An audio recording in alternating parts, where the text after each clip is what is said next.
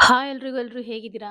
ಬನ್ನಿ ಇವತ್ತು ತುಂಬಾನೇ ಸಿಂಪಲ್ ಅಂಡ್ ಟೇಸ್ಟಿಯಾಗಿ 5 ಸ್ಟಾರ್ ಹೋಟೆಲಲ್ಲಿ ಮಾಡುವಂತ ಜಫ್ರಾನಿ ಪಲಾವ್ ಹೇಗ್ ಮಾಡೋದು ಮನೇಲಿ ನೋಡ್ಕೊಂಡ್ ಬರೋಣ. ಮೊದಲಿಗೆ ನೋಡಿ 1 ಗ್ಲಾಸ್ ಆಗೋಷ್ಟು ಬಾಸುಮತಿ ರೈಸ್‌ನ ತಗೊಳ್ತಾ ಇದ್ದೀನಿ. ಇದನ್ನ 2 ರಿಂದ 3 ಸಲ ನೀಟಾಗಿ ತೊಳೆದ್ಬಿಟ್ಟು ಇದನ್ನ ನೆನೆಸಿಟ್ಕೋಬೇಕಾಗುತ್ತೆ. ಒಂದು ಅರ್ಧ ಗಂಟೆ ಆದ್ರೂ ಇದನ್ನ ನೆನೆಸ್ಕೋಬೇಕು. ಅಕ್ಕಿ ನೆಂದಷ್ಟು ಅನ್ನ ಅನ್ನೋದು ತುಂಬಾ ಚೆನ್ನಾಗಾಗುತ್ತೆ. ಹಾಗಾಗಿ ಉದುರಾಗಿ ಚೆನ್ನಾಗಿ ಬರುತ್ತೆ. ಒಂದು ಅರ್ಧ ಗಂಟೆ ನೆನೆಯಲಿಕ್ಕೆ ಬಿಟ್ಟು ಈಗ ಅದಕ್ಕೆ ಸ್ವಲ್ಪ ಕಾಲಿಫ್ಲವರ್ ತಗೊಳ್ತಾ ಇದ್ದೀನಿ. ತುಂಬಾ ಅಲ್ಲ. ನಾನು ಮಾಡ್ತಿರೋ ಈ 1 ಗ್ಲಾಸ್ ಕ್ವಾಂಟಿಟಿಗೆ ಎಷ್ಟು ಬೇಕೋ ಅಷ್ಟನ್ನ ಕಾಲಿಫ್ಲವರ್‌ನ ತಗೊಂಡು ನೀಟಾಗಿ ಅದೆಲ್ಲ ಹುಳ ಏನು ಇಲ್ದಿರೋ ನೀಟಾಗಿ ಕ್ಲೀನ್ ಮಾಡ್ಕೊಂಡು, ಬಿಸಿಯಾಗಿರೋ ನೀರಿಗೆ ಸ್ವಲ್ಪ ಉಪ್ಪು, ಅರಿಶಿನ ಹಾಕಿ ಅದ್ರಲ್ಲಿ ಒಂದು 5 ನಿಮಿಷ ಹಾಕಿಟ್ಬಿಡ್ತೀನಿ. ಈ ರೀತಿ ನೀಟಾಗಿ ಒಂದು 5 ನಿಮಿಷ ಬಿಟ್ಟು ನೀಟಾಗಿ ಒಂದು 2, 3 ಸಲ ತೊಳೆದ್ಬಿಟ್ಟು ತೆಗೆದಿಟ್ಕೊಳ್ಳೋಣ ಇದನ್ನ. ಹಾಗೇನೆ ಕ್ಯಾರೆಟ್ ಮತ್ತೆ ಬೀನ್ಸು. ಇದಕ್ಕೆ ಬಂದು ತರಕಾರಿ ಸ್ವಲ್ಪ ಉದ್ದುದ್ದಕ್ಕೆ ಹಚ್ಕೋಬೇಕಾಗುತ್ತೆ. ಒಂದು 2 ಇಂಚ್ ಲೆಂಥಲ್ಲಿ ನಾವು ಇದನ್ನ ಹಚ್ಕೊಳ್ಳೋಣ. ಕ್ಯಾರೆಟ್ ಮತ್ತೆ ಬೀನ್ಸ್‌ನ ಹಾಕ್ಕೊಳ್ತಿದ್ದೀನಿ. ಬೇಕು ಅಂದ್ರೆ ನಿಮ್ಗೆ ಯಾವ ತರಕಾರಿ ಬೇಕಾದ್ರೂ ನೀವು ಹಾಕ್ಕೋಬಹುದು. ಹಾಗೇನೆ ಇದ್ರ ಜೊತೆಗೆ ಸ್ವಲ್ಪ ಆಲೂಗಡ್ಡೆ ಹಾಗೆ ಆಮ್, ಇನ್ನೊಂದು ಬಟಾಣಿ ಇದೆಲ್ಲ ಹಾಕ್ಕೊಳ್ತಾ ಇದ್ದೀನಿ. ಒಂದು ಮೀಡಿಯಂ ಸೈಜ್ ಈರುಳ್ಳಿನ ನಾನು ತಗೊಳ್ತಾ ಇದ್ದೀನಿ. ಬೇಕಂದ್ರೆ 2 ಈರುಳ್ಳಿನೂ ಹಾಕ್ಕೋಬಹುದು. ಹಾಗೇನೆ ಶುಂಠಿ ಬೆಳ್ಳುಳ್ಳಿನ ಸಣ್ಣದಾಗಿ ಕಟ್ ಮಾಡಿ ಇದನ್ನ ಕುಟ್ಬಿಟ್ಟು ಹಾಕ್ಕೊಳ್ತಾ ಇದ್ದೀನಿ. ಮಿಕ್ಸಿಲಿ ಹಾಕ್ತಲ್ಲ ಈ ರೀತಿ ಕೈಯಲ್ಲಿ ಕುಟ್ಬಿಟ್ಟು ಹಾಕ್ಕೊಳ್ತೀನಿ. ಈ ರೀತಿ ಹಾಕೋದ್ರಿಂದ ಟೇಸ್ಟ್ ಅನ್ನೋದು ತುಂಬಾನೇ ಚೆನ್ನಾಗಿರುತ್ತೆ ಹಾಗಾಗಿ. ನೋಡಿ, ಇದನ್ನು ನೀಟಾಗಿ ಒಂದ್ 2, 3 ಸಲ ತೊಳೆದ್ಬಿಟ್ಟು ತಗೊಂಡ್ ಬಂದಿದ್ದೀನಿ. ಈಗ ಇದನ್ನ ಈ ತರಕಾರಿಗಳ ಜೊತೆನೆ ಇಟ್ಕೊಳ್ಳೋಣ. ಹಾಗೆ ಇದಕ್ಕೆ ಸಿಂಪಲ್ ಮಸಾಲಾ ಬೇಕಾಗುತ್ತೆ. ಜೀರಿಗೆ, ಸೋಂಪು, ಶಾಜೀರಾ, ಮಾಮೂಲಿ ಪಲಾವ್‌ಗೆ ಏನೇನ್ ಹಾಕ್ತಿವಿ, ಜಾಪತ್ರೆ, ಚಕ್ಕೆ, ಲವಂಗ, ಮರಾಠಿ ಮೊಗ್ಗು, ಹಾಗೆ ಸ್ಟಾರ್ ಹೂವ, ಸ್ವಲ್ಪ ಪಲಾವ್ ಎಲೆ ಇಷ್ಟನ್ನು ಹಾಕ್ಕೊಂಡು 2 ಏಲಕ್ಕಿನ ಬಂದು ಪುಡಿ ಮಾಡಿ ಇಟ್ಕೊಳ್ತೀನಿ. ಇದು ಸ್ವಲ್ಪ ಡಿಫ್ರೆಂಟ್ ಆಗಿ ಮಾಡೋದ್ರಿಂದ ತುಂಬಾನೇ ರುಚಿಯಾಗಿರುತ್ತೆ. ತುಂಬಾ ಮಸಾಲೆ ಇರಲ್ಲ, ಹಾಗೆ ತುಂಬಾ ಸ್ಪೈಸಿ ಇರಲ್ಲ. ತುಂಬಾ ಮೈಲ್ಡ್ ಆಗಿ ತುಂಬಾ ಟೇಸ್ಟಿಯಾಗಿರುತ್ತೆ. ಒಂದ್ಸಲ ಟ್ರೈ ಮಾಡಿ ನೋಡಿ ಈ ಪಲಾವ್‌ನ. ಒಂದು ದಪ್ಪ ಏಲಕ್ಕಿನ ಒಗ್ಗರಣೆಗೆ ಹಾಕೊಳ್ತೀನಿ. 2 ಏಲಕ್ಕಿನ ಈ ರೀತಿ ಕುಟ್ಟಿ ಪುಡಿ ಮಾಡಿ ಇಟ್ಕೊಳ್ತೀನಿ. ಹಾಗೇನೆ ಇದಕ್ಕೆ ಸ್ವಲ್ಪ ಕೊತ್ತಂಬರಿ ಸೊಪ್ಪು, ಸ್ವಲ್ಪ ಪುದೀನ ಸೊಪ್ಪನ್ನ ಹಾಕೊಳ್ತೀನಿ. ಇಷ್ಟಾದ್ರೆ ಸಾಕಾಗುತ್ತೆ 1 ಗ್ಲಾಸ್‌ಗೆ. ಇದನ್ನ ನೀಟಾಗಿ ತೊಳೆದ್ಬಿಟ್ಟು ಹಚ್ಚಿ ಇಟ್ಕೋಬೇಕಾಗುತ್ತೆ. ಹಾಗೇನೆ 1 ಗ್ಲಾಸು ಹಾಲು ತಗೊಳ್ತಾ ಇದ್ದೀನಿ. ಅಂದ್ರೆ 1 ಗ್ಲಾಸ್ ಅಕ್ಕಿಗೆ 1 ಗ್ಲಾಸ್ ನೀರ್ ಲೆಕ್ಕದಲ್ಲಿ 1 ಗ್ಲಾಸ್ ಹಾಲು, ಅರ್ಧ ಗ್ಲಾಸ್ ನೀರನ್ನ ತಗೊಳ್ತಿದ್ದೀನಿ. ಹಾಲನ್ನ ಕಾಯಕ್ಕೆ ಇಟ್ಬಿಡೋಣ. ಹಾಲು ಬಿಸಿ ಆದ ನಂತರ ನಾವು ಯೂಸ್ ಮಾಡ್ಕೋಬಹುದು. ಹಾಗೆ ದ್ರಾಕ್ಷಿ, ಗೋಡಂಬಿ, ಬಾದಾಮಿ 3ನ್ನು ಸ್ವಲ್ಪ ತಗೊಂಡಿದ್ದೀನಿ.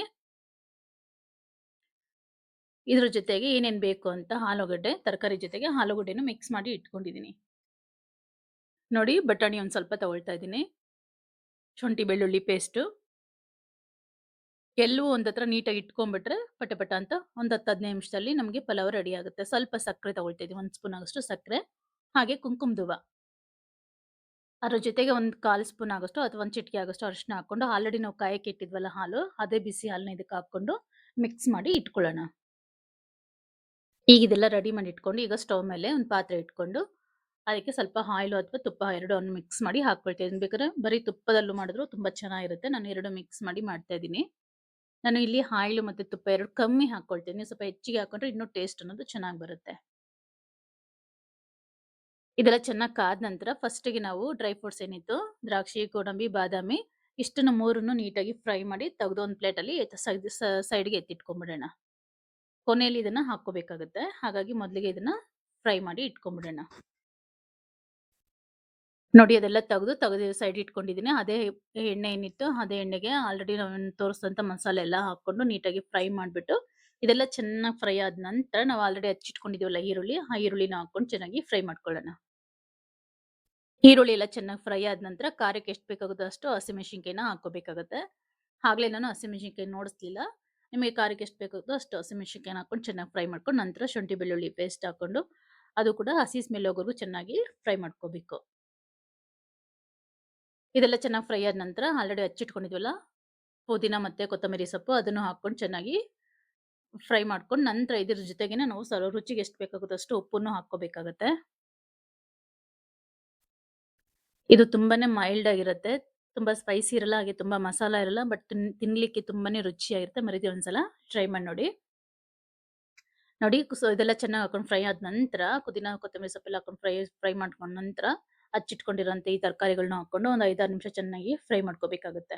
ನಂತರ ಏನಿತ್ತು ಅರ್ಧ ಗ್ಲಾಸ್ ನೀರು 1 ಗ್ಲಾಸ್ ಹಾಲು, ಅರ್ಧ ಗ್ಲಾಸ್ ನೀರು. ಟೋಟಲು ನಾವು 1 ಗ್ಲಾಸ್ ತಗೊಂಡಿದ್ದೀವಿ. ಆ ಅರ್ಧ ಗ್ಲಾಸ್ ನೀರ್ ಹಾಕೊಂಡು ಚೆನ್ನಾಗಿ ಒಂದ್ಸಲ ಮಿಕ್ಸ್ ಮಾಡ್ಕೊಂಡು, ನಂತರ ಆಲ್ರೆಡಿ ನಾವು ಕಾಯಿಸಿಟ್ಕೊಂಡಿದ್ದೀವಲ್ಲ ಹಾಲು, ಆ ಹಾಲನ್ನ ಹಾಕೊಳ್ಳೋಣ.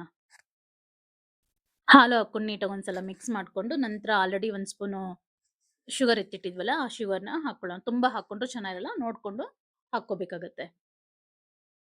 ಇದೆಲ್ಲ ಹಾಕೊಂಡು ನೀಟಾಗಿ ಮಿಕ್ಸ್ ಮಾಡ್ಕೊಂಡು, ನಿಮ್ಗೆ ಇದು ಕುದಿ ಬರುತ್ತಲ್ಲ, ಆ ಟೈಮಲ್ಲಿ ನೀವು ಉಪ್ಪನ್ನ ನೋಡ್ಕೊಂಡು ಹಾಕ್ಕೋಬೇಕಾಗುತ್ತೆ. ನೋಡ್ಕೊಂಡು ಸಾಕಾಗ್ಲಿಲ್ಲ ಅಂದ್ರೆ ಬೇಕಾದ್ರೆ ಹಾಕ್ಕೋಬಹುದು. ನಂತರ ನಾವು ಹಾಕಕ್ಕಾಗಲ್ಲ. ಯಾಕೆಂದ್ರೆ ನಾವು ದಮ್ ಕಟ್ಟಿ ಮಾಡೋದ್ರಿಂದ ಮತ್ತೆ ನಾವು ಉಪ್ಪು ಹಾಕ್ಕೊಳಕ್ಕಾಗಲ್ಲ. ಹಾಗೇನೆ ರೈಸ್ ನೆನ್ಸಿಟ್ಟಿದ್ವಲ್ಲ, ಆ ರೈಸ್‌ನ ನೀಟಾಗಿ ಬಸ್ಕೊಂಡು ಇದಕ್ಕೆ ಮಿಕ್ಸ್ ಮಾಡ್ಕೋಬೇಕು.